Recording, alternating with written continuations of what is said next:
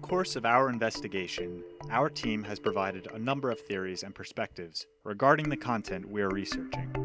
We have since attracted the attention of some noteworthy professionals in fields such as human trafficking prevention, sociology, child psychology, law, and even politics.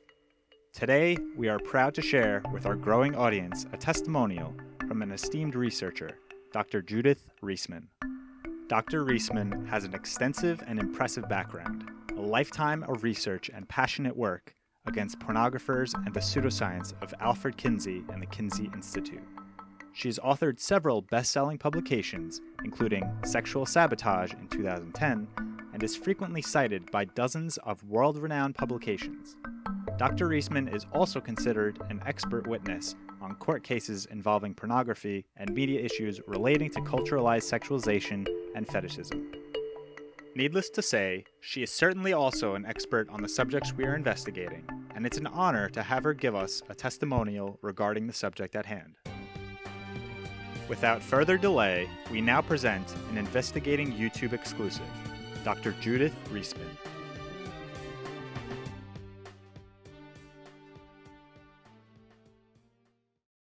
First question is, after looking at the top 10 YouTube videos for Investigating YouTube, what are your initial reactions? Massively deviant and sick and angry people are creating these videos. People who hate children, and indeed pedophilia.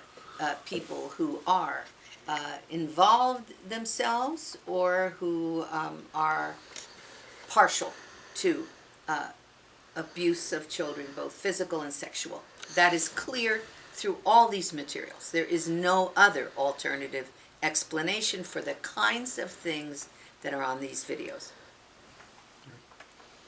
So how did we get to the point in our society where these kinds of things would even be in the realm of possibility that someone would think to create them? We go back to the beginning. Actually, it took 3 generations to create the number of deviant personalities who dominate the media today. The concept of fake news is not new news, and it is based upon the lack of ethics in the media. That lack of ethics stems from a complete disregard for the moral beliefs of our society, really, that our society was built on. Let me go back to when I was working for Captain Kangaroo at CBS TV. And I had finished a stint for educational television, is what it was called. Now it's called PBS, in Milwaukee. And I was working now for Captain. And one day, it was in the 70s, I was called in to the producer's office, Jim Hirschfeld, and he sat me down and showed me some printouts that were made of children's attention span, which was evaluated by their eye pupil dilation, apparently. They had hidden cameras behind the videos that these children would be viewing, and they had plotted them out on graphs and charts. They had analyzed these. There was and he showed me the chart that showed showed children listening to my song, and it started up here, and then it started going down because the children were thinking, were paying attention to the words and thinking about the music, which I used only a guitar for, and most of the other works were musical works which involved orchestration and so on. And he said to me, look, he said, we think your music is wonderful, we love it, that's why we use it, it's very nice. He said, but the fact is that now, with so many mothers at work, not guarding their children, and what they watch, he said the kids are turning the handle themselves, and they're turning off Captain, and they're switching to the slam bang, cartoon character things that are going on the other channels. He said, we have to keep the advertisers. The advertisers won't support us if the adrenaline is not high, and the adrenaline isn't high unless there's a lot of anxiety, emotional commitment, going on in the child's brain. So can you change your writing style, which I couldn't and wouldn't do. But that was in the 70s. So if we look at these videos that are being produced by these deviant, pedophile, inundated characters who are creating them, then, and please do sue me, I'll happily defend myself in a court of law, then, you see the anxiety that the child is experiencing when the child is viewing this material. When the child is viewing Elsa being attacked by the Spider-Man sexually, when you are viewing the stimuli that is coming out of these horrible scenes of things growing in Elsa's ear, of these fecal activities that are engaged in with Elsa and with the Spider-Man, all these absolutely deformed, degenerate, incredibly degenerate materials that are being watched. And by the way, your YouTube analysis I find to be extraordinary. It's excellent. I was thinking, what more can I contribute to the analyses that you have done on your YouTube analyses of these materials? And the parents and the country is indebted to your investigators who have put that together. So you have to understand when it started. Yeah, when did it start? Well, in 1948, Dr. Alfred Kinsey of the Kinsey Institute, which exists right now at Indiana University, produced a book called Sexual Behavior in the Human Male. It went out all over the country. It was supported by the Rockefeller Foundation. It had millions of dollars behind it to promote it. It went globally, global acceptance. In that book, Dr. Kinsey lied. He was a sadomasochist, which applies to these videos, very much a sadomasochist. He was a pedophile, which you see in these videos. This was all hidden. He was a masturbatory addict, which is part of the videos. He was, of course, an adulterer and a homosexual bisexual, which is all kind of, very much part of this material, and believed that, and said that sexuality is so fluid, we can be anything. So all this is reflected today, 3 generations later, in the creation of the videos that we now are seeing here for children.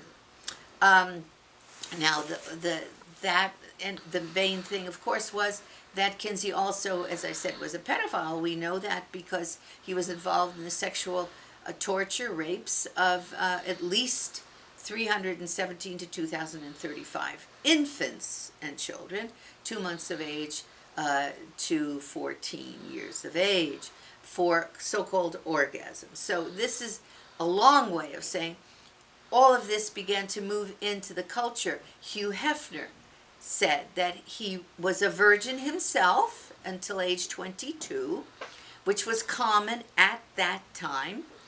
And he said that reading Kinsey changed everything. He then, from then on, was going to be Kinsey's pamphleteer. And as most of you probably know, he created a magazine subsequent to that called Playboy, which began the transition for America and the world from our moral position, our common laws, our laws, because all those got changed based on Kinsey. The transition across we track it all the way, the timeline, from Playboy to Penthouse to Hustler.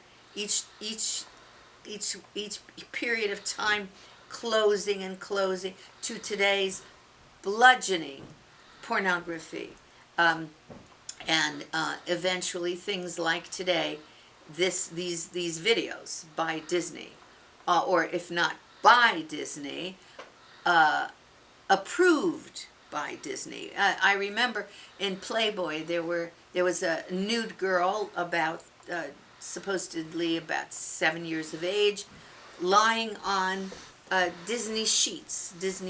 There were the sheets across her foot, but the rest of her was obviously naked. And it was an incest picture.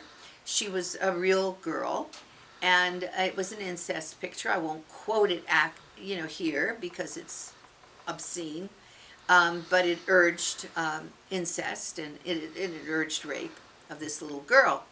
And Disney was there on her feet. Now, Disney never did anything about that that sequence in Playboy, but at the same time, I recalled reading that they were suing a nursery school for putting the Mickey Mouse images on their little wooden wall outside the nursery school. They sued for that. Disney is known as being the most litigious and protective of its copyrights. So to use Elsa and to use the Frozen as images and dress these Elsa characters in their clothing and have them act out as they do, and the Marvel comic and the Superman, the Spider-Man, comic, to have all that present in these videos, as far as I am concerned, I would love to see this open them up, Disney itself, for whatever part it plays. I would love to see it open up for a massive lawsuit. I would like to see a congressional investigation at least take place of this material. Who is doing it? Why? What do they have in mind? We know that the children who are watching it are imitating. We know that copycat crimes are standard even for adults, copycat crimes for children. Now, how many people are keeping track of who is raping the little child in the next room in imitation of Spider-Man on top of Elsa, which appears in that material? What about those bonds, those duct tape things that are wrapping another child up, and in a bed? What about Spider-Man doing the things that he is doing and now with the film celebrating Spider-Man? This cannot be coincidental. I would say that this is the most, and I've dealt with harmful materials for the past 30 years. I have dealt with the worst, I thought, of the worst. I really have. I have never seen anything as vicious, as sadistic, as pedophilic as I have been witnessing in this material. I cannot say this with more strength than I do. It has got to not only stop, but the people who are involved must be arrested. They must be charged with contributing to the delinquency of minors, at least, at minimum. We would like to thank Dr. Reisman and her staff at the Liberty Institute for preparing this testimonial. Words as powerful as these are resounding and echo our message loud and clear. We would also like to take this time to invite any other professionals to provide their own perspective as we plan more videos like this one in the future. The Investigating YouTube team sees it best to approach the topic from a broad range of perspectives and personalities, because despite our differences, we can all agree on one thing: these videos are not appropriate for children. please write to us at investigatingyoutube@protonmail.com if you would like to contribute to an upcoming video. We are also seeking testimonials from concerned parents or those whose children have been exposed to this content. We will do our best to help get your message out for the world to hear, as it has become our duty to continue investigating YouTube. Please subscribe to our channel to follow along with our investigation and share these videos with any parents in your life so we may continue to expose the darker side of children's YouTube.